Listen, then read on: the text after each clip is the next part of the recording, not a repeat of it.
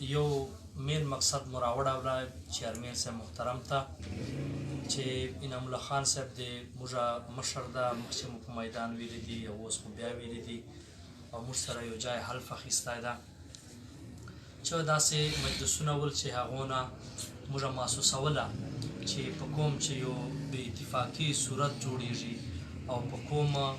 چې داسې مجلسونه روانیږي چې هغه موږ ته خوندور نه ښکارېدل. موږ شکریه ادا کوو د محترم چیرمین صاحب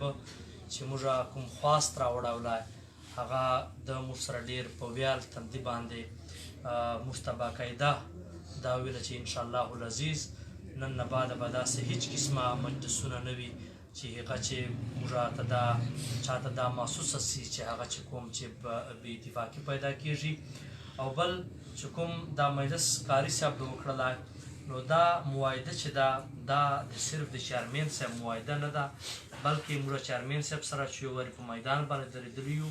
او چیرمین صاحب د موږ په یوه باندې حلف اخیستی ده نو د چیرمین صاحب عزت او بېعزتي دا موږ د ټول مروت او بیټني قوم مشترکه عزت او بېعزتي ګڼو.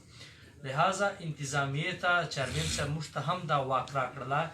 چې تاسو ته دا فل اختیار ده چې انتظامیې سره تاسو د موږ چې کومه معاهده پرون اعلان کړی وله چې موږ معاهده ماته ده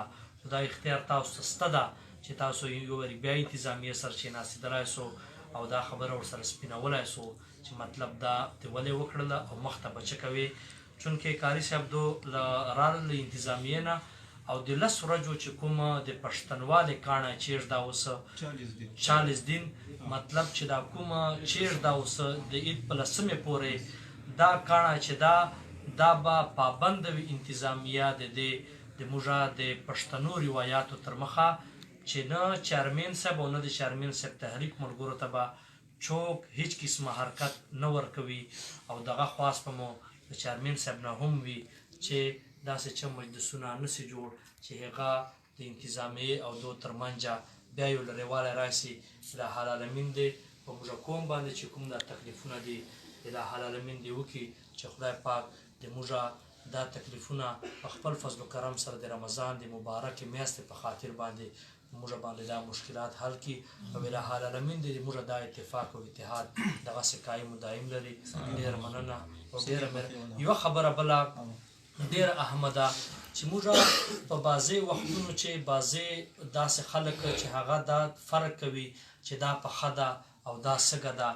موږ نن یو میشن غټ دا هم راوړولی چیرمین صاحب ته مو یو دا خواست راوړولی چې چونکې د دې پخې مشري د تاسو سره ده او د سږې چې کومه طرف ته نو دا خبرې باندې نن باقاعده فیصله وسرله چې دې نه بعد به انشاءالله العزیز دا خبره مکمله په دې باندې ختمه ده چې دا پخه ده او دا سږه ده بلکې یو موټی به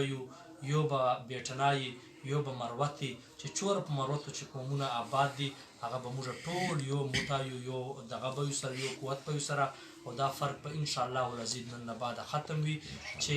دا پخه ده او دا سږه ده. او ما ته پرون کوم اجازت راکړه او د عمرې د تللو نو زه نن چیرمین صاحب ته هم اجازت ته راغلی وم چیرمین صاحب اجازت راکړه